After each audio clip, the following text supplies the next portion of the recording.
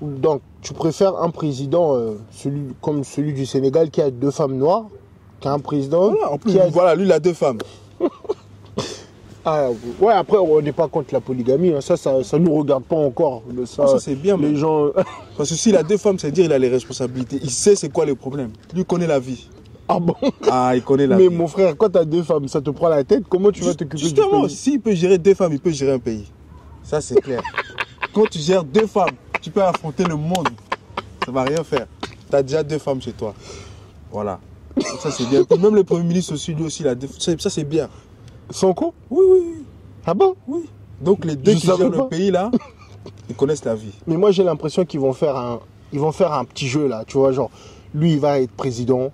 Dès que son mandat est fini, allez, il va soutenir Sonko. Sonko va devenir président et lui va devenir... Donc, il travaille. Ouais. Ça change quoi? Ils vont essayer de faire à la Vladimir Poutine et Ben Medvedev. Qui travaille, ça change rien. C'est comme moi, par exemple, on me dit oui, au Mali, Assimi, c'est un dictateur ou quoi.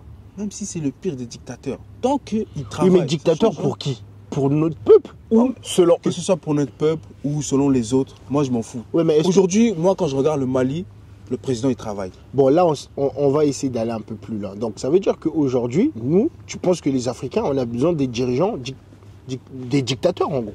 Non, dictateur, ça c'est pour les autres, mais des dirigeants autoritaires. Moi, j'ai l'impression que chaque fois que les dirigeants travaillent bien et qu'ils sont fermes et qu'ils tiennent le pays, on va les traiter de dictateurs. Non, ça, faut laisser...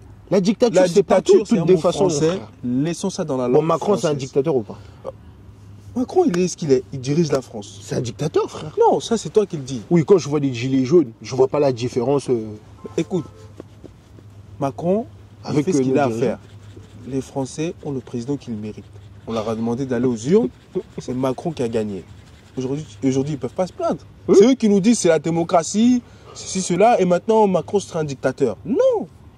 Non. À moi, en tout cas, à mon humble avis, oui, si tu regardes factuellement, c'est un dictateur. Il fait ce qu'il veut. La démocratie n'existe plus aujourd'hui. Elle n'a jamais existé. Ouais, ça n'existe plus. Tous nos présidents là, dictateurs, Poutine, mais dictateur, c'est tout le monde. Dictateur, c'est un mot français. Il faut le laisser dans la langue française. Moi, dans ma langue, il n'y a aucun mot pour dire dictateur. On dit juste celui qui a le pouvoir. Voilà, donc ça, c'est des mots français. Laissons ça dans la langue française. Ou on va dire celui qui est ferme. Non, même ferme. Quand tu es un père de famille, est-ce que tu vas être flexible? Non. Non. À un moment donné, tu dois mettre du poing sur la table. Donc, si eux, ils le font, pourquoi on va leur reprocher de taper du poing sur la table? Même récemment, ils ont annoncé qu'ils ont démantelé une tentative de déstabilisation. Mais s'il avait été souple, est-ce qu'il aurait pu? Non. C'est parce qu'il a été ferme, intransigeant, qu'ils ont pu démonter le réseau. Mais pour toi, qu'est-ce qu'il faut aujourd'hui? Parce que on a parlé de la mixité des couples, mais c'est pas le plus important. Tout ça pour en venir là. Tu vois ce que j'ai voulu commencer par là-bas et pour finir là où on est. Est-ce que tu penses qu'aujourd'hui, qu'est-ce qu'il faut aux Africains pour réussir, pour atteindre aussi notre liberté? Parce que, on a déjà comme je t'ai dit, hein, l'indépendance, comme je t'ai dit, mais pour moi, la plupart de nos dirigeants là, c'est des accords, ils ont signé, ils s'enrichissent. Les gars qui ont fait les vraies choses, je vais te donner un exemple de Sékou Touré. Tu as vu comment la nuit, ils sont venus, ils ont fait des faux billets. Sékou Touré, c'est un peu plus... Oui, mais Sékou Touré, Lumumba, ils étaient contre lui. Ils étaient contre eux, pardon. Oui, mais Sékou Touré, non. Sékou Touré, non. Ils étaient avec lui. Mais Sékou Touré... Qui était contre Sékou Touré? La France. Non, De Gaulle. Oui, De Gaulle, parce qu'il a humilié pendant son discours. Pendant la querelle, où De Gaulle est au pouvoir, même Pompidou, François Mitterrand, il est venu 2 fois en Guinée. Okay. Donc, est-ce que c'est toute la France qui est contre la Guinée ou c'est certains dirigeants de France? Quand on dit la France, c'est les dirigeants, on parle des dirigeants. Quand aujourd'hui on parle de la guerre entre le Rwanda et la RDC, c'est pas la population, frère. Bah si, ça se traduit dans la population. Non. Si. Moi, je croise beaucoup de Congolais qui me disent non, les Rwandais, vraiment, eux, laisse tomber. Non, ce sont nos frères. Aujourd'hui, tu sais. Moi, je te dis que je croise beaucoup de Congolais qui disent. Mais est-ce que tu soutiens cette montagne? Non, je ne soutiens pas, justement. Je leur explique que non, il ne faut pas rentrer dans ce jeu-là. Mais c'est une réalité. Ce qui se passe au niveau des dirigeants se retraduit sur la population. C'est automatique. Regarde les Ukrainiens et les Russes. Oui, mais eux, c'est différent quand même. Comment c'est différent? Non, à la base, ils sont censés être des frères. Non, eux, c'est différent, frère. Pourquoi c'est différent? Non, c'est différent. Ah, frère. Pourquoi? Parce que eux, les Russes, ils viennent bombarder chez eux. Tu vois? Avant, il n'existait pas avant. Avant l'URSS, l'Ukraine n'existait pas. Regarde, ils prennent tout leur pays, ils essayent d'évacuer les gens. Attends. C'est un peu différent quand même. Ok. Et au Congo, c'est différent, c'est ça? Non, chez nous, donc les Rwandais... Tu vois, il y a des rebelles. C'est pas une guerre. C'est pas comme si c'est... Au Kagame, tu le vois pas directement faire un discours. Non. C'est parce qu'en face, les dirigeants congolais sont incompétents. C'est tout. Oui, quand tu accuses Kagame, tu dis oui, c'est Kagame qui attaque derrière le M23. Kagame, la seule chose qui t'a répondu, c'est où sont les preuves. Et si tu te mets à bégayer, c'est fini. Oui, c'est fini. T'es plus crédible. Ouais. Donc le problème, c'est pas que Kagame se masque, c'est qu'il n'y a aucun dirigeant qui a suffisamment de courage pour affirmer et dire oui, c'est toi, voilà les preuves. Qu'est-ce que tu dis maintenant? Mais aujourd'hui, qu'est-ce qu'on peut faire pour qu'on redevienne comme avant? Parce que tu sais... On ne peut pas redevenir comme avant. Tu sais, avant, quand Lumumba était là, on en a parlé, il y avait l'accord qu'il voulait signer pour réunir l'Afrique, avec Kwame Nkrumah, tout ça. Mais chaque fois qu'on veut faire un truc, ou encore le colonel, moi, s'il y a un pays où j'irai jamais, c'est la Libye. Quand ils ont essayé, parce que chaque fois que les Africains essayent de se réunir, oui, mais peut-être que c'est pas un ange, mais il a fait des bonnes choses aussi quand même pour l'Afrique. On va pas dénigrer. Il a fait aussi des mauvaises choses. Mais comme presque tous les présidents. Non, mais parce que moi, j'essaye d'être un peu plus pragmatique. Tu vois, de regarder les choses plus telles qu'elles sont que telles que je veux les voir. Ok. Tu vois? C'est comme l'accord qu'il y avait entre Nkrumah, Sékou Touré, Lumumba et puis Modibo Keïta. Paix à leur âme. Est-ce que leur accord était vraiment réalisable à ce moment-là? Non. Non. Impossible. Voilà. Donc, c'était pas... Mais est-ce qu'on... Hormis le fait qu'ils voulaient le faire, il y avait aussi la réalité. Mais est-ce qu'il y a un bon moment? C'est ça aussi la question. Non, il n'y a pas de bon moment. C'est ça. Mais il n'y a pas de bon moment, mais il y a les potentialités. À tel moment, le potentiel de réussite est plus élevé qu'à tel moment. Et à ce moment-là, c'était quasiment nul. C'était quasiment nul. C'est pas comme s'il y avait une continuité terrestre entre les 4 pays. Non. Le Mali et le Ghana ne sont pas frontaliers. Le Congo et la Guinée ne sont pas frontaliers. Donc c'était impossible. C'était compliqué. C'était impossible. Encore si on avait dit Mali-Guinée, on aurait pu dire oui. Un bon début, les 2 pays sont frontaliers. Ou Mali-Côte d'Ivoire. Voilà, ils peuvent s'entendre. Ouais. Mais 4 pays qui sont tous séparés. La RDC, ils pouvaient le faire avec nous, Congo-Brazzaville, voilà. Le Gabon, mais le Rwanda, l'Angola. En plus, ça c'est la première chose. Mais la deuxième chose, il faut que nous, Africains, aussi, on accepte que parfois, on n'a pas les mêmes intérêts. Oui. Parce que quand on parle des oui, panafricanisme, États-Unis d'Afrique, etc., on oublie une réalité qui est que nous n'avons pas les mêmes intérêts parfois. Parce que quand les Nathalie Yamb, Franklin Yamsi prennent la parole, ils nous servent un discours idéal. Or moi, par exemple, en thermodynamique, un cycle idéal, ça n'arrive jamais. On prend le cycle idéal comme référence et la machine qui se rapproche de plus de cela, on dit que c'est la machine à choisir. Mais un cycle idéal, ça n'arrive jamais. Donc, ok, il y a l'idéal et il y a la réalité. Maintenant, comment on fait pour rapprocher la réalité le plus possible de l'idéal? C'est ça la question. Donc, il faut, avant de vouloir créer des ponts entre les États, il faut regarder d'abord est-ce que c'est possible. L'AES, c'est crédible. Les 3 pays sont frontaliers. Il y avait déjà même des accords entre les 3 pays sur la région du Litako-Gourma. Donc, quand moi je vois ça, je me dis, ok, voilà des dirigeants pragmatiques. Ils savent ce qu'ils font. Et puis, ils auraient pu intégrer d'autres pays en disant, oui, voilà, on sauve. Ils ont dit non. Pour l'instant, nous, on travaille à établir des bases solides. Quand on aura des bases solides, là, on pourra intégrer d'autres pays. Donc ça, c'est du pragmatisme. Ça va dans ce que Kwame Nkrumah voulait, ce que Lumumba voulait, ce que Sékou Touré voulait, ce que tous les autres grands panafricains voulaient. De Marcus Garvey et même avant, jusqu'à Nkrumah. Bon, maintenant, pour toi, qu'est-ce que nous, aujourd'hui, on peut faire pour faire évoluer le truc? Il faut d'abord se sentir engagé. Parce que tu ne peux pas faire quelque chose si tu ne sais pas pourquoi tu le fais. En tout cas, tu ne vas pas tenir sur la durée. Donc, pour moi, il est important qu'on prenne conscience que ce qui se passe, par exemple, au Sahel, ça ne concerne pas juste les ressortissants de l'AES. Oui. Ça concerne tout le monde. Tout le monde. Ce qui se passe en RDC aussi, ça ne Voilà, concerne pas que les gens qui sont allés, ça concerne. Parce que tant que la RDC n'est pas tranquille, personne n'est tranquille. Tant que l'AES, le Sahel n'est pas tranquille, personne n'est tranquille. Donc, premièrement, il faut prendre conscience. Mais prendre conscience, c'est un grand mot. Tu vois, moi, je trouve qu'il faudrait juste, par exemple, prendre une carte et regarder si le Niger est déstabilisé, qui autour va être déstabilisé? Le Nigeria. Bon, si le Nigeria est déstabilisé, qui va suivre? Le Cameroun. Oui. Donc, un Camerounais est autant concerné par la situation de l'AES. Parce qu'après le Cameroun, ça vient au Congo, voilà. Chez moi. Donc, on doit tous se sentir concernés. Ouais. En sachant qu'aujourd'hui, les terroristes, quand ils sont au Sahel, ils peuvent arriver en un rien de temps au Nigeria ou bien au Cameroun. Ouais. Ils le font déjà avec Boko Haram. Ouais. Donc ça, c'est la première chose. Juste, faites l'exercice. Vous prenez une carte, vous regardez, vous dites, ok, je sais pas, moi, je suis, disons, je suis de la Côte d'Ivoire, ok. Bon, si tel pays est déstabilisé, qu'est-ce qui se passe pour moi? Voilà. Et là, tu vas te dire, ok, ce qui se passe là-bas, pas forcément, oui, j'existe, ceci, cela, mais prendre conscience que, ok, ce qui se passe au Mali, ça peut impacter la Côte d'Ivoire. On l'a vu. Même quand les dirigeants prennent des décisions, ça peut même tomber sur toi-même. Parce que quand on décide de mettre l'embargo sur le Mali, le Sénégal et la Côte d'Ivoire, c'était les portes ouvertes sur le monde pour le Mali. Eux, ils ont dit, bon, c'est fini pour vous. Maintenant, qu'est-ce qui s'est passé? Nous, on a dit, on va aller peut-être à Cotonou, ou peut-être on va aller à Lomé, ou à Conakry. Et aujourd'hui encore, ces pays-là essayent de négocier pour que ça reparte comme avant.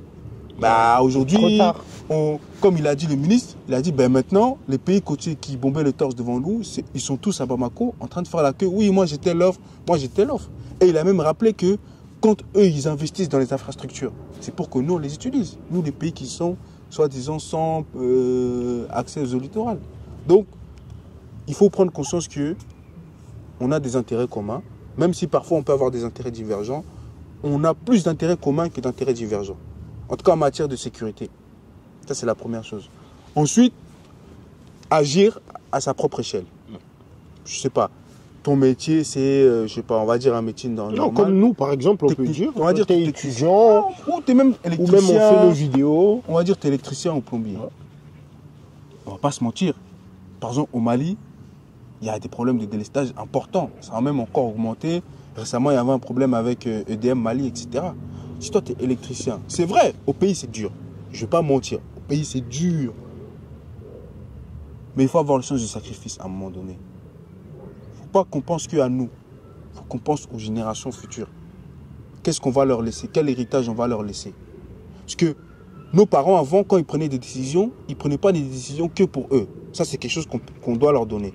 Ils prenaient des décisions en disant, ok, si moi, je fais ça pour moi et mes enfants, qu'est-ce qui va leur arriver? Qu'est-ce qui va suivre? Donc, prendre conscience qu'on est tous connectés. S'il y a un problème quelque part, il y a un problème aussi chez moi.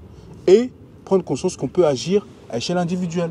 Le problème aujourd'hui, c'est que les gens pensent que pour faire changer la situation, il faut faire l'entrepreneuriat. Oui, il faut être entrepreneur. Tout le monde veut être entrepreneur. Pas forcément. Moi, je ne suis pas entrepreneur. Enfin, oui, j'ai des business. Mais, par exemple, Koyeba, ce n'est pas moi qui ai eu l'idée, c'est Daniel. Mais j'ai vu le frère, il a un bon projet. Je ne le connaissais même pas avant Koyeba. Je l'ai rejoint. Aujourd'hui, Daniel, c'est mon ami. Est-ce que je me suis dit, non, ce qu'il fait, c'est bien, bon, moi aussi, je vais faire pour moi. Non. Je dis, ce que le frère, il fait est bien, je soutiens. Tu vois?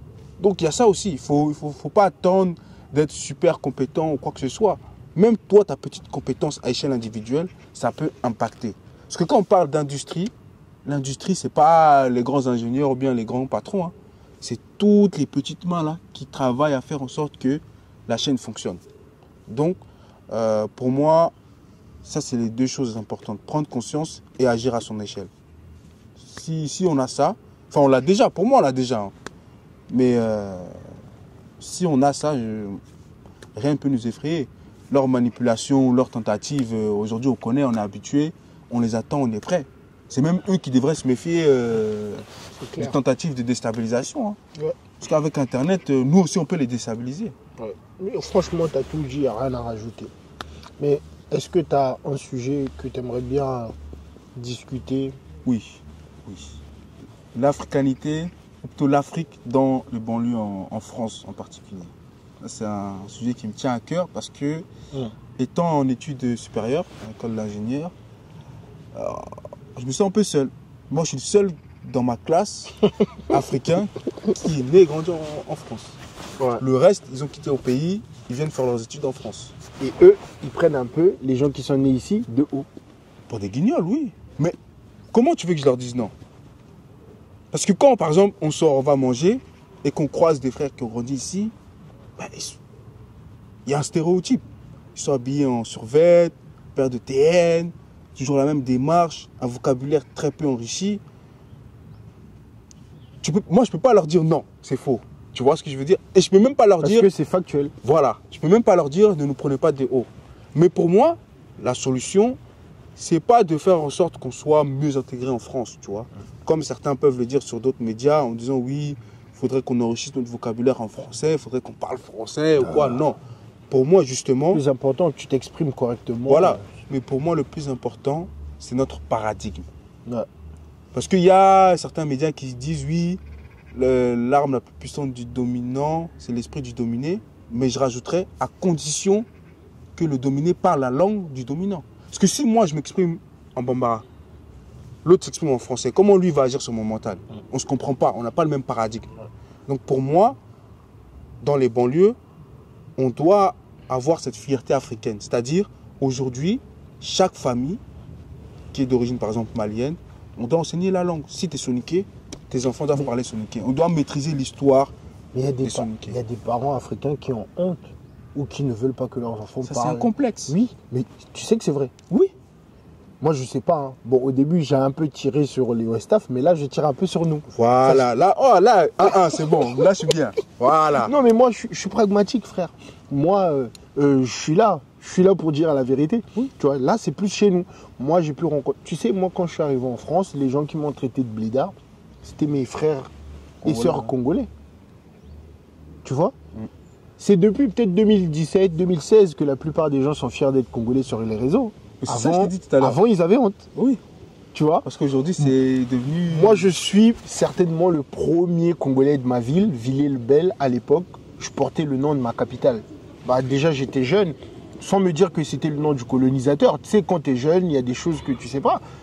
Tu vois? Mais t'en avais. Il y avait des frères qui avaient honte de dire qu'ils sont Congolais. Je le voyais, certains Ivoiriens qui étaient un peu fiers parce qu'à l'époque, il y avait Douksaga, tu vois ce que je veux dire? On est tous fiers, même sans Douksaga. Oui, mais il y avait aussi... Fiers naturellement. Il y avait aussi certains Congolais de la RDC et de Brazzaville, mais c'était pas beaucoup, tu vois. T'en as qui...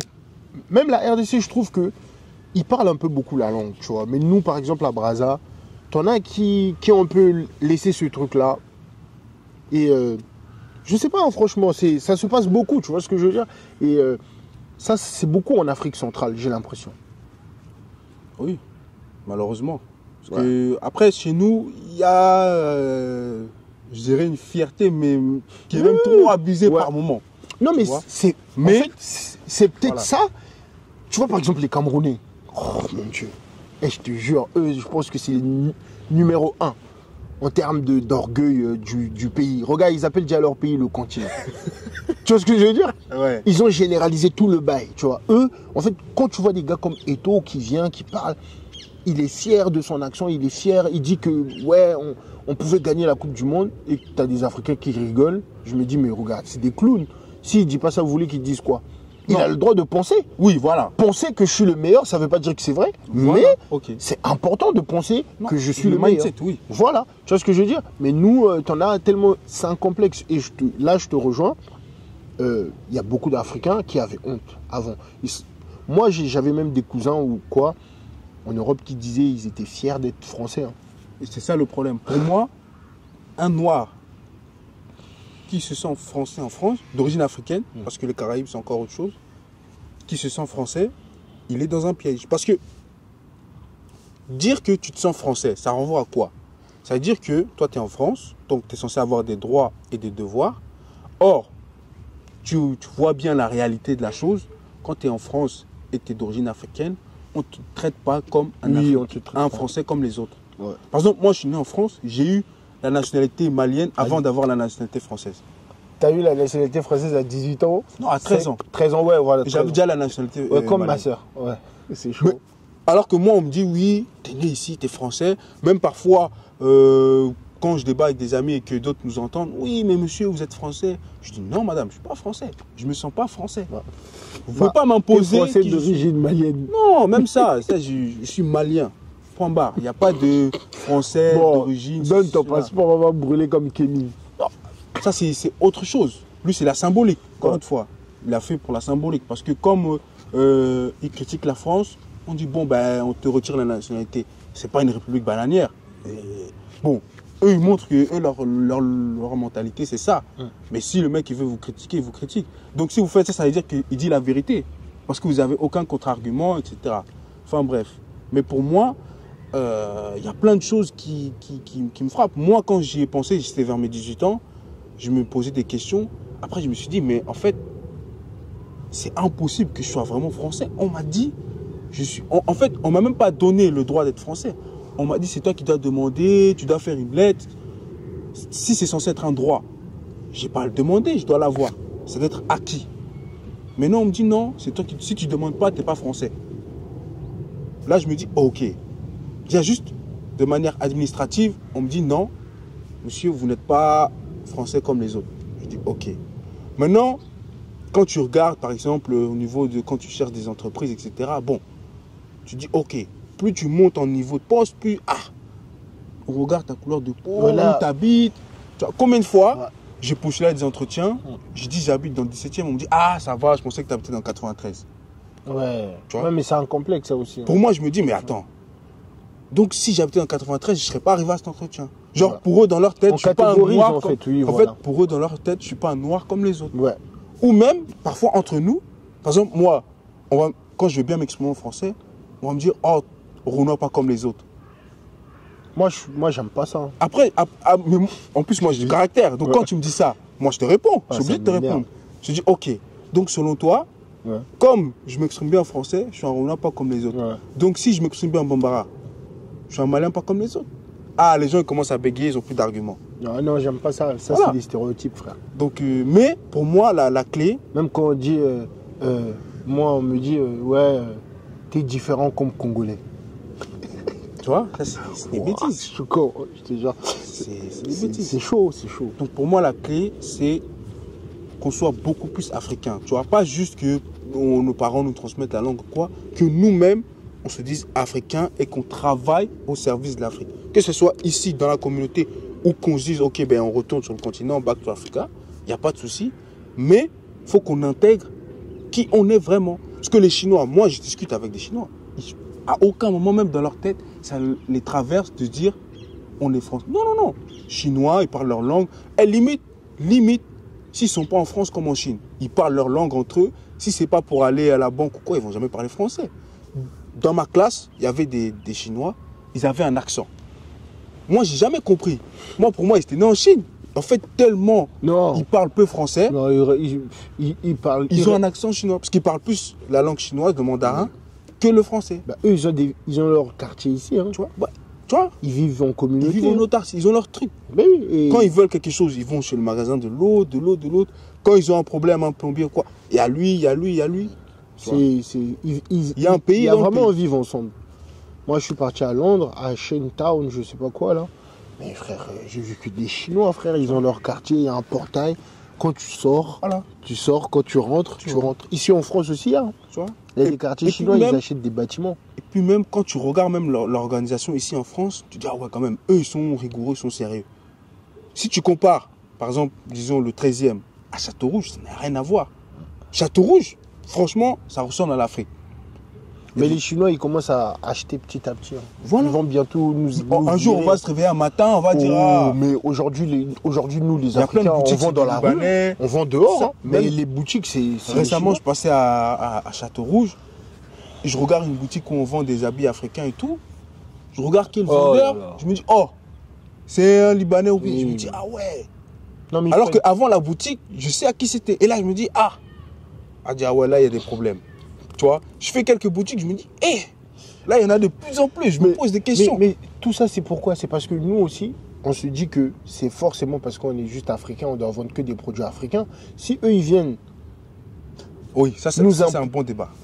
Tu vois? Parce que c'est même pas il y a le fait aussi de se dire, oui, comme on est africain, on doit vendre des produits africains.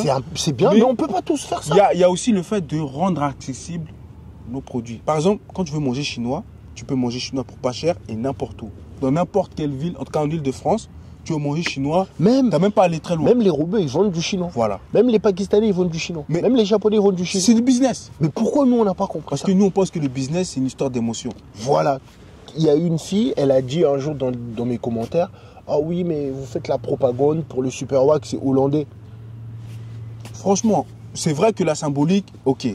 Mais franchement, moi... Si ça nous apporte de l'argent. Moi, si je suis un homme d'affaires, je m'en fous que ce soit hollandais, même si c'est... Je sais pas où. C'est la rentabilité. Voilà, tant que ça fait rentrer de l'argent, ok. Maintenant, c'est déjà, c'est au public, aux consommateurs, de boycotter le wax. Moi, demain, je suis chef d'entreprise. Mes clients boycottent le wax, c'est fini. Je ne vends plus. Ben oui. Je vais vendre ce que mes clients veulent. C'est la demande qui crée l'offre. C'est pas l'inverse. Les Pakistanais, ils vendent du chikwang. Voilà. Les Chinois, ils vendent de la tchéké. Il y a même eu, jusqu'à les Ivoiriens, ils ont créé un label pour dire tout attiqué qui n'est pas produit en Côte d'Ivoire, on n'a plus le droit d'appeler ça la tchéké. Voilà. Tu vois, guerre économique, ils protègent leur... Parce que les Chinois, ils sont en train de venir et ils éteignent tout le monde. Parce qu'ils ont une force de production que nous, on n'a pas. Ils viennent, ils achètent... ils font même avec Louis Vuitton. Bientôt, tu vas voir, les gens ils vont préférer acheter... Mais les scandales sont sortis. On nous dit Louis Vuitton, c'est fait en Italie. Tout est fait en Chine. C'est fait en Chine. Tout est fait en Chine. Mais oui, c'est juste que, voilà, les mêmes usines où on fait le faux, on fait le vrai. Vrai. Limite, on se demande qui est vrai, qui est faux. J'ai vu un documentaire, il y avait les sacs Birkin, ils ont mis un faux et un vrai. Je ne sais pas si ça se dit comme ça, Birkin, les trucs de femmes là. Hermès là, le faux et le vrai, les gens ils disaient que le faux c'était le vrai. Ils savent pas, on peut pas faire la différence, ça c'est du même les tableaux, hein. J'ai entendu un truc comme ça quand j'ai visité le musée du Louvre. Ils ont dit que la Joconde, il y avait le faux à l'époque, et soi-disant ils ont confondu, ils ont cru que le faux c'était le vrai. Tu vois? Tout ça c'est juste de l'argent. C'est juste de l'argent. Et aussi, il faut qu'on arrête d'avoir peur, tu vois. Parce qu'il y a ce complexe aussi en France. Quand tu commences à faire du business, les gens ont peur de « Ah ouais, si je fais du business, on va mettre des bâtons dans les roues, etc. » C'est normal. Quand tu commences le business, quand tu grandis, tu vas forcément aller titiller la niche de quelqu'un qui était déjà là avant toi. Mec, lui, personne n'a rien créé. Voilà. tu crées rien. Toi, tu viens Même nous, on fait les vidéos là. On a écouté d'autres mecs qui nous ont donné de l'intelligence. Nous, on vient, on répète les trucs, juste on modifie certaines choses. Toi, tu fais du business et tu te plains d'avoir des concurrents ou tu te plains qu'on te mette des bâtons dans les roues, mais tu n'as rien compris. Ça fait pas. Même dans la vie. Les gens, ils passent leur temps à mettre des citations. Oui, les gens que je pensais être mes frères m'ont trahi. Ou bien, regarde mon dollar, j'ai les couteaux dans le dos. Des bêtises comme ça. Donc, toi, tu passes ton temps à dire oui, dans la vie, il faut se battre. Maintenant que tu fais du business un peu, premier coup dur, ah ouais, non, la France, le business c'est trop dur, moi je vais faire le salariat. Non, tu peux y aller. Et puis aussi, il y a ce truc de, quand tu fais du business, tu veux un truc de bling bling. Tu commences, t'as rien fait encore, tu commences, toi tu veux être Bill Gates. Oui, voilà, tu veux déjà rouler dans des belles voitures, comme toi, habiter dans des grandes maisons. C'est pas ça la réussite. Mais le pire, c'est que la plupart des entrepreneurs, c'est plus les locaux. Ils vont prendre des bureaux. Tu vois ce que je veux dire? Des charges pour rien. Voilà, tu vois. Alors que la plupart, moi j'ai des amis, ils ont pris des bureaux sur les champs. Après, ils ne gagnaient pas d'argent, ils étaient endettés, ils ont dû fuir. C'est parce qu'ils ne savent pas faire du business. Quand tu fais du business, tu fais une analyse SWOT. Tu analyses tes forces et tes faiblesses et tu fais ça pareil pour tes concurrents. Tu vois? Moi, je travaillais dans une entreprise internationale quand j'étais en alternance l'année dernière. Sur chaque produit, ils ont fait une analyse des forces et concurrences de eux-mêmes et de leurs concurrents. C'est-à-dire que eux, quand ils rentrent sur le marché, ils savent très bien où ils vont et ce qu'ils font et quels produits ils amènent et comment ils peuvent vendre leurs produits à leurs clients. Mais si toi, tu fais du business, tu dis, ok, bon, je vais prendre un bureau sur les champs. Déjà, le prix doit être exorbitant. Et ensuite, est-ce que tes concurrents sont là-bas? Parce que normalement, quand tu fais du business, tu vas là où il y a tes concurrents. Et après, tu commences à te démarquer d'eux. Mais toi, tu vas sur les champs, tu ne sais même pas si tes concurrents sont là-bas et tu ne sais même pas combien payent tes concurrents. Parce que ça se trouve, l'autre, il connaît le mec, le propriétaire, et lui, il a un tarif moins élevé que le tien. Donc lui, sa rentabilité. Il peut proposer des produits à des tarifs plus bas que les tiens. Donc le mec, il peut carrément te niquer. Alors que toi, tu dis, bon, ben, en fait, on passe sur le même pied d'égalité, alors que non. Donc, en réalité, c'est juste une question de business. Mais de plus en plus, moi, on le voit, en tout cas dans la restauration, on le voit. Le business est là et voilà, ça grandit. Que ce soit avec African Fusion ou d'autres. Voilà, il y a beaucoup de restaurants africains de plus en plus. Donc ça fait plaisir. Il y a aussi Villa Massaï là. Voilà, il y a des voilà, en plus il y a de tout. Il y a des restaurants accessibles à tout. African Lounge aussi. Voilà, des restaurants. C'est bon, ils font bien. Et voilà. Bah après, c'est pas seulement parce que on est africain qu'on doit aussi seulement manger dans des restaurants africains. Mais qui mange qu'un africain? T'as des gens aussi qui cassent la tête, frère. Ah oui, vous. T'as des gens, ils font chier, frère. Oui.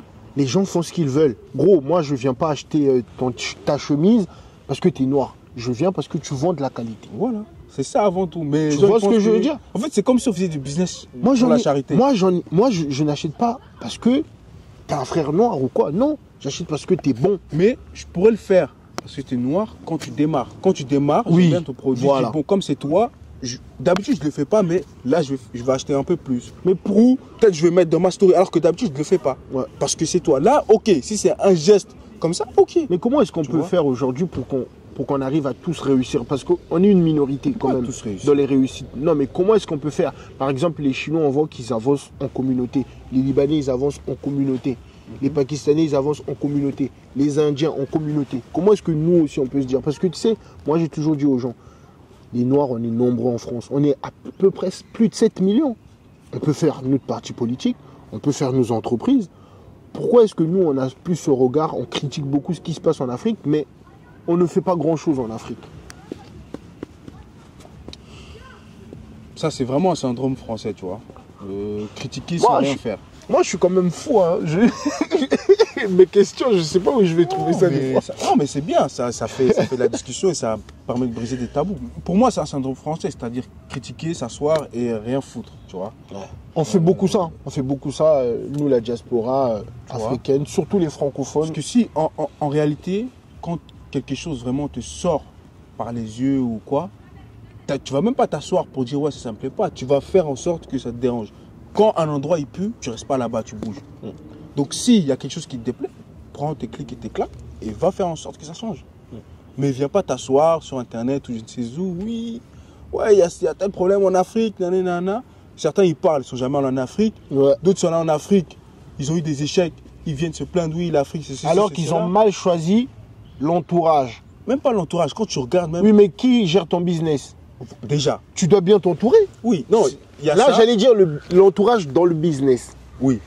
Il faut choisir les bons partenaires ou encore les bons... comment mais ça, tu ne peux pas le savoir dès le début. Tu vas tester. Tu vas prendre des gens, ok, ça ne va pas marcher, tu vas t'en séparer, etc. Oui, mais comment tu fais quand tu n'habites pas en Afrique? Comment tu fais pour recruter?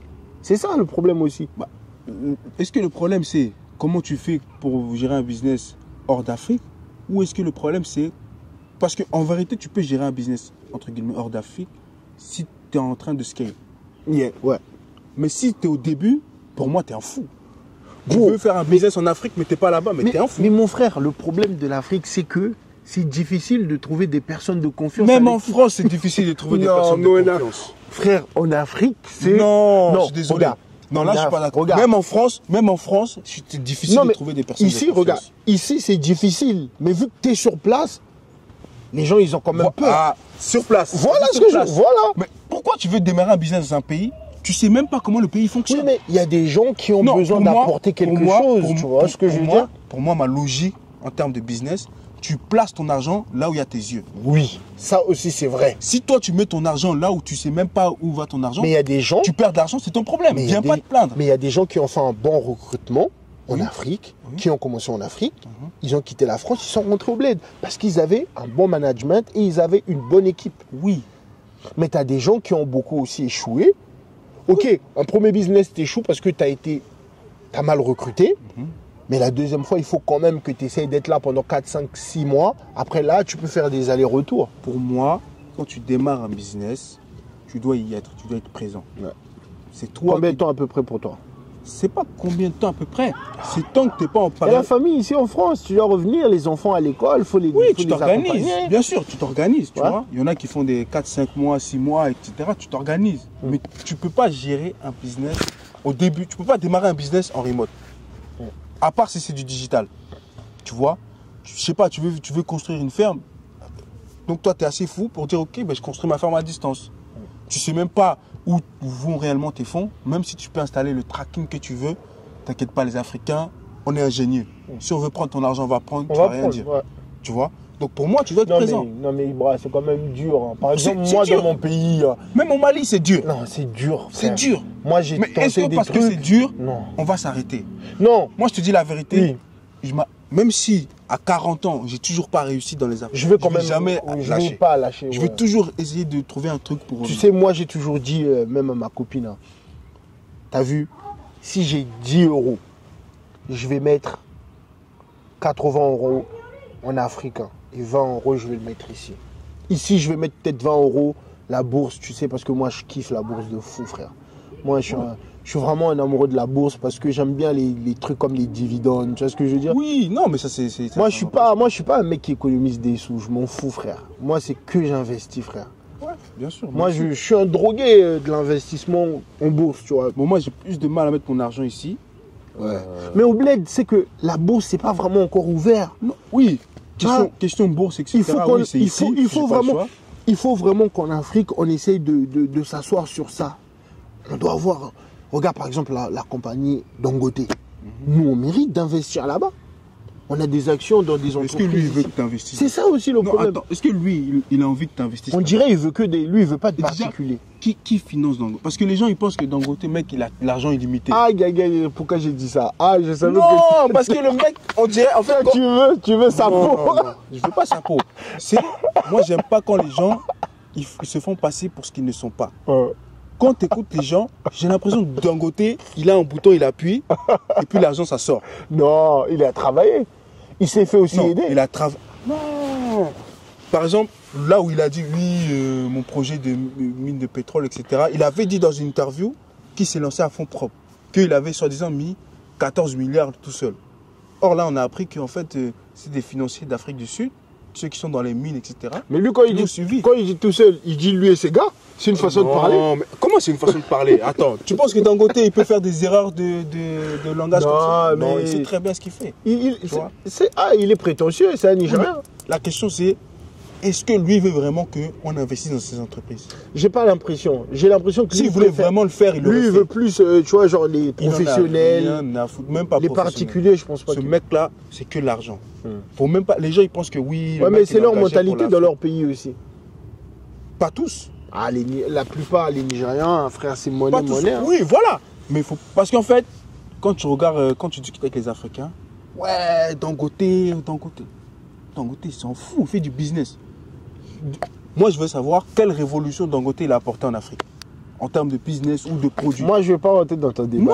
Non, parce que Parce que je sais que toi, tu... non, c'est pas une question de ça. Il faut Au regarder les téléphone, choses. on en a déjà parlé plusieurs Non, fois. il faut- Pendant des minutes, on a... Il faut regarder les choses telles qu'elles sont. Ah. Si vraiment Dangote c'était celui qu'on pense pour l'Afrique, Bon, toi, tu penses quoi de lui alors? de Tu lui, penses quoi de lui et de ses entreprises? c'est un très bon entrepreneur. Oui, Je c'est peux un pas chef. dire non. Oui, Voilà, c'est un c'est un chef bon aussi. capitaine d'industrie. Mais c'est pas le sauveur de l'Afrique comme on veut nous le faire croire. pourquoi? Parce qu'il n'a pas de concurrent? Non, il y a ça déjà. Mais ça c'est, disons ça c'est du business. Si le mec il a réussi à éteindre toute la concurrence, Ouais, non, franchement, il est chapeau. éteint. Il est éteint. Tu vois, chapeau. Mais quand Mais tu- à Brazzaville, il a fui quand même. Chez nous, il a fui. il sait, il sait. Il y a des endroits où tu sais que tu peux pas aller. Ouais. Il est venu, Tu vois, mais... il y a Je ne sais des pas endroits- s'il a fermé, hein, mais il a galéré Voilà, là-bas. non. C'est un très bon entrepreneur, il n'y a pas de souci. Mais cette image de héros africain, non, c'est faux. C'est faux. Après, Dangote aussi, il s'est beaucoup fait aider par le président. Non, mais hormis ça, quand il a Il y a des lois hein, Non, pour, attends. pour le protéger. Comme on dit, dis-moi avec qui tu traînes, je te dirai qui tu es. Dangote il marche avec qui? Bill Gates. Des gens comme ça. Donc, faut pas croire que ce mec-là, c'est le héros de l'Afrique. Mais avant Non. de marcher avec Bill Gates, il a dû travailler pour en arriver là aussi. Non, mais est-ce que moi je remets en cause son parcours? Jamais. Non, C'est oui. un des meilleurs entrepreneurs africains. Ça, c'est C'est clair. le meilleur. Meilleur. Jusqu'à aujourd'hui, c'est l'homme noir le plus riche, frère. Oui, ok, mais est-ce que c'est le meilleur? Ça, je sais pas. Oui, mais le meilleur, pour moi, c'est la compétence. Mon frère. Tu vois? Quand t'es premier de la classe, t'es le meilleur. Ok, disons que c'est le meilleur. Ouais. Quand t'es premier de la classe, t'es le meilleur. Disons que c'est le meilleur. Ça veut pas dire que le mec, c'est un héros pour l'Afrique ou bien tout ce qu'il fait, c'est pour l'Afrique. Certaines personnes. Certes, ces entreprises, elles sont en Afrique. Non, pour certaines personnes, c'est un héros. Pour eux, pour leur vie. Nous, on va pas choisir, toi, ton héros, peut-être que c'est ton père. Moi, c'est le mien. Oui. Tu vois, donc c'est subjectif. On peut pas parler à la place des gens, mais pour toi, tu penses que c'est pas un héros? Non. C'est pas que pour moi, je pense que c'est pas un héros. Ça n'est pas. C'est une mascarade. Même dans récemment l'affaire avec le pétrole et le gouvernement. En fait, c'est là où je me dis oui, c'est l'un des meilleurs entrepreneurs que peut-être même que j'ai jamais vu. Le mec, il a réussi à jouer avec l'émotion, pas seulement de son peuple, de tout le continent, pour mettre la pression à son gouvernement et obtenir des avantages qui n'avaient pas été négociés avant. En fait, ce qu'il a fait, c'est qu'il a forcé la main du gouvernement pour avoir un peu plus que ce qu'ils avaient négocié. Parce que les gens, ils sortent, oui, c'est pas normal, le gouvernement du Nigeria, ils veulent pas livrer le pétrole à un truc. Après, on nous sort des, oui, c'est le fils à Tinubu qui vole l'argent, etc. Sérieux. Là où Dangote, il est là, est-ce que lui, il peut dire qu'il n'est pas dans la mafia? Parce qu'il a parlé de mafia. Il dit oui, la mafia du pétrole. Est-ce que lui, là, il peut dire qu'il n'est pas dedans? Ou qu'il n'a pas payé un droit de rentrée? Bon, peut-être. Un mec qui a au zéro. Peut-être ou peut-être pas, mais je pense qu'il a pu quand même payer la protection. De toute façon, la vérité avec. Parce que tu sais, au Nigeria, frère, même si tu es à l'armée, si on veut t'attaquer, on t'attaque. Voilà. Et lui, là, qui l'a attaqué? Il a fait une émission, il faisait semblant de pleurer. Tout le monde a dit, oh, regardez Dangote, même pour lui, c'est chaud. Enfin bref, Dangote, c'est un bon entrepreneur, un bon acteur. Héros africain, j'en doute. Tu vois. Quand je dis héros, dans le sens où, en fait, son combat, ce serait pour l'Afrique. Non, c'est un mec qui fait du business en Afrique. Oui, à travers son business, il aide énormément d'Africains, ça c'est vrai, on ne va pas nier. Il emploie des Africains, etc., c'est factuel. Mais de là à dire que son idéologie, ce serait oui, l'Afrique. Non, c'est faux. Faut qu'on tourne bientôt. On va faire une bonne vidéo sur l'entrepreneuriat. Bien sûr. Parce que c'est vraiment ça le pilote de mon initiative dans les vidéos, tu vois. Mais j'essaie un peu d'élargir pour essayer. On va pas parler que d'argent, frère. Oui. C'est aussi bien de parler du développement de notre communauté, du développement personnel. Tu vois, même de la foi, tu vois, c'est très important de croire, tu vois ce que je veux dire. Bon, moi, après, je suis un peu bizarre, tu vois. Je crois en Dieu, mais des fois, par rapport à nos religions, nous les Noirs, j'ai l'impression qu'on a aussi un peu délaissé nos coutumes et tout, tu vois ce que je veux dire. Oui, ça c'est vrai. Parce que avant, moi en tout cas, je le dis, j'ai toujours dit dans les vidéos, aucun Noir, à l'époque, en tout cas, quand un Noir arrive dans le monde, aucun Noir n'est chrétien ou musulman. Oui. Tout ça, c'est arrivé avec la colonisation. Je ne sais pas si tu es d'accord avec moi. Et l'esclavage avant. Mais la colonisation, c'est l'esclavage pour moi. C'est la même. Ok, si tu penses. Mon frère, ils ont mené ça pour tout ça, c'est tout. Pour moi, c'est l'esclavage. Parce que les Arabes, ils sont arrivés avant. Pour moi, la colonisation, c'est comme l'esclavage. C'est la même chose, mon frère. Mais toi, t'as ok. Ouais, pour moi, c'est la même. C'est ça, oui. Parce que quand on dit la colonisation, pour moi, déjà, c'est dans la tête, c'est mental. L'esclavage, maintenant, c'est physique. Pour moi, c'est comme ça que j'ai. Économique, oui, physique, tout ce qui est physique, quoi. Ouais. Que ce soit l'économie ou tout. Donc, bon, qu'est-ce que tu en penses de ce genre de vidéo, le podcast? C'est des bonnes initiatives. Faudrait qu'il y en ait de plus en plus. Surtout dans ce format-là, tu vois, vraiment tranquille. Pas besoin de faire du semblant, on est des gens importants. Ouais, dans des salles, voilà. Ou je sais pas quoi. Et je ne sais pas combien, alors que voilà, on a notre matériel, on est indépendant. T'as vu là, on peut tourner pendant 4-5 heures. On fait ce qu'on veut, c'est notre matériel, la caméra, on peut la jeter. Les micros, si on veut, on change. Franchement, c'est à saluer. Ouais, merci beaucoup. En plus, l'interview est bien menée, on peut discuter, on peut s'exprimer. On a parlé pendant plus d'une heure, mec. Tu vois, il y a des choses à dire. Tu vois ce que je veux dire? Et c'est passé fluide, tu vois, on rigole. C'est pas comme si on se prend la tête, on s'embrouille. Tu vois, on s'attaque, on rigole, tu vois. C'est ça en fait. Dans les plateaux, parfois il y a de l'animosité. Chacun veut montrer qu'il est quelqu'un alors qu'on est personne. Tu vois. En fait, on est ensemble. Tu vois, ce que j'aime dans ce podcast aussi, moi-même, parce que moi-même je suis admiratif, tu vois. quand je suis avec des gens, j'ai l'impression qu'on est dans le même con, mais des fois on peut pas s'entendre sur certains sujets. C'est normal. Mais on est ensemble. Voilà. Tu vois ce que je veux dire? Parce que je vais pas inviter un mec que j'aime pas ou que j'apprécie. C'est logique. À part si vraiment tu veux l'éteindre et encore. Oh, éteindre, pourquoi? C'est pas le but. Il y a des gens qui fonctionnent comme ça. Hein. Quand ils t'aiment pas, au lieu de dire bon, je l'aime pas, je m'en fous. Non, ils veulent. Non, moi, si j'appelle un gars, c'est parce que j'aime ce que tu fais. Ou soit, peut-être qu'il y a des trucs que je suis pas d'accord, mais dans le fond, j'aime. Par exemple, toi, j'ai pu voir des vidéos où tu parlais. J'ai beaucoup aimé. Tu vois ce que je veux dire? C'est ça, en fait. Et moi, c'est ça le truc. J'essaye de rencontrer plus de personnes. Même pour mon éducation, hein, j'apprends des autres, de tout le monde. Je te jure, je vais pas arrêter. Même si j'ai 2 vues, frère. Je m'en fous. Avant, j'ai commencé, frère. J'avais, je sais pas, 5 abonnés, 10. Tu vois, aujourd'hui, j'ai bientôt 3000. Voilà, c'est petit à petit. Moi, j'ai juste fait ce que je kiffe. Tu vois, j'aime bien débattre. Tu vois, mais j'aime que on peut. Tu sais, comme j'ai dit, on peut avoir des contradictions, mais le plus important, je pense que moi, en tout cas, j'ai beaucoup appris de toi. Peut-être que j'ai pu t'apprendre des choses, je sais pas. Bien sûr, vas-y. Tu vois? Peut-être que j'ai pu aussi te donner de l'inspiration pour faire tes vidéos, je sais pas. Parce qu'il y a beaucoup de mecs, quand on fait des trucs, après, ils refont des vidéos. Je sens aussi que ces mecs-là, on a discuté, ils ont continué le truc. Parce que, comme j'ai dit, hein, si on veut réussir dans la vie, on doit faire les choses qu'on aime. Moi, ça, je kiffe. Ouais, faut commencer par là. Après, à un certain niveau, bon, t'es plus obligé quand t'as beaucoup d'argent.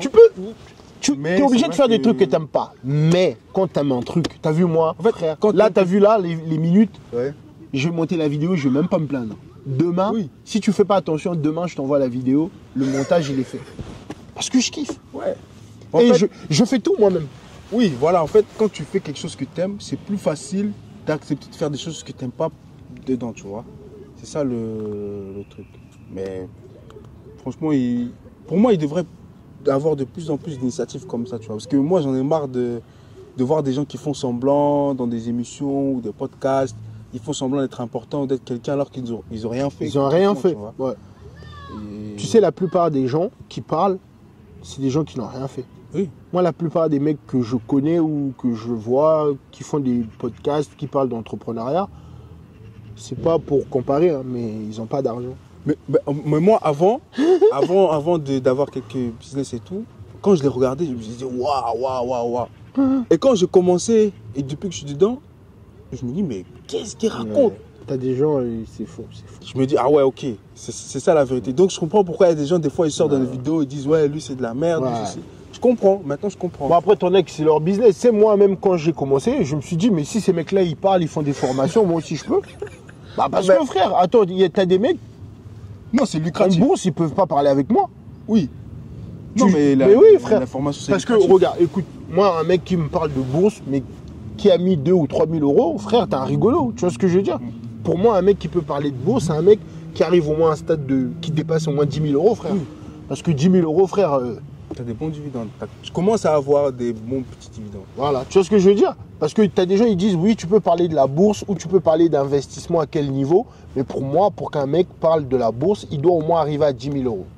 Pour moi, un mec qui doit parler de l'immobilier, il doit... Pas dedans encore. Ouais, mais l'immobilier, frère, il faut de l'argent. Ouais, déjà, il faut du capital. Moi, gros, aujourd'hui, ok, j'ai pas envie de raconter ma vie, mais aujourd'hui, je pense que j'ai pas assez de compétences pour parler d'immobilier, même si je suis propriétaire de tel truc ou tel truc. Oui.